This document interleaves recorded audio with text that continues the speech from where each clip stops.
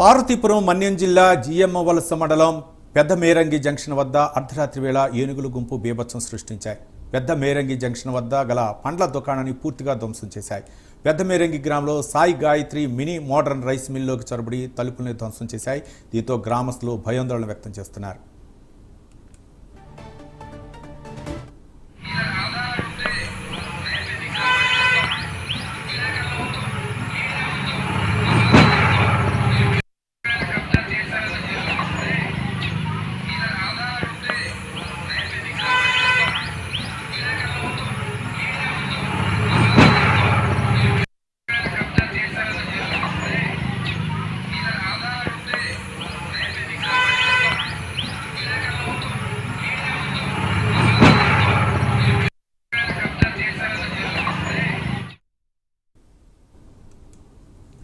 పార్వతీపురం మన్యం జిల్లా జిఎమ్మవలస మండలం పెద్ద మేరంగి జంక్షన్ వద్ద అర్ధరాత్రి వేళ ఏనుగుల గుంపు బీభత్సం సృష్టించాయి. పెద్ద మేరంగి జంక్షన్ వద్ద గల పండ్ల దుకాణాన్ని పూర్తిగా ధ్వంసం చేశాయి.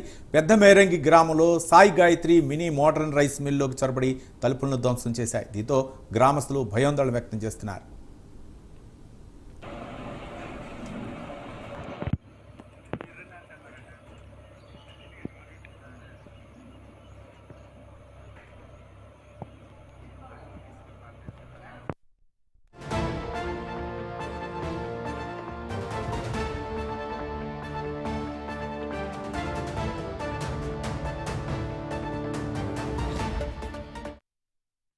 మాది పెదమేరంగి గ్రామం అండి. నా పేరు దాసరి ఆజాద్ కుమార్. ఇప్పుడు మా మిల్లుకి ఇది రావడం 7వసారి ఏనుగుల గుంపు. ప్రతిసారి మాకు నష్టం జరుగుతూనే ఉంది, కానీ ఫారెస్ట్ వారు ఎవరు స్పందించట్లేదు. ఇలాగే మేము రాత్రి కాల్ చేసినా ఫారెస్ట్ వాళ్ళు స్పందించకపోవడం వల్ల మిగతా షాపులన్నీ దెబ్బతిన్నాయి. దీన్ని మీరు వెంటనే యాక్షన్ తీసుకొని స్పందిస్తే మాకు జరిగిన నష్టం కాకుండా మిగతా వాళ్ళకి నష్టం జరగకుండా ఉండేది. అది కొద్దిగా ఇచ్చేస్తారని మా మనవి. నా పేరు వెంకటరమణ, మా పెదమేరంగి గ్రామం. నైట్ 12:30 ఈ టైంలో ఏనుగులు షాప్కి వచ్చి ధ్వంసం చేయడం జరిగింది.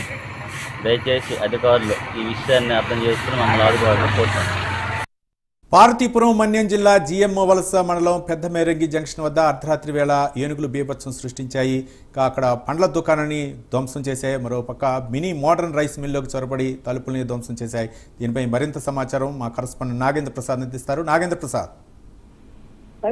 ప్రధానంగా ఏనుగుకు సంబంధించినటువంటి సమస్య అటు శ్రీకాకుళం, ఇటు విజయనగరం, ఈ రెండు జిల్లాలకు సంబంధించినటువంటి ప్రధాన సమస్య కూడా కనిపిస్తుంది. సుదీర్ఘ కాలంగా కూడా ఈ సమస్య ఉన్నటువంటి పరిస్థితి ఉంది. అటు ఏరగట్ట, శ్రీకాకుళం జిల్లా ఏరగట్టంలో కానీ, ఇటు విజయనగరంలో గుమ్మలక్ష్మీపురం పరిసర ప్రాంతాల్లో ఇటు ఏదైతే మనం చూస్తున్నామో పెదమేరంగి ఏదైతే ఉందో అక్కడ కానీ ఇటువంటి ప్రాంతాలు ఏనుగు సంచారం చాలా ఎక్కువగా ఉంది.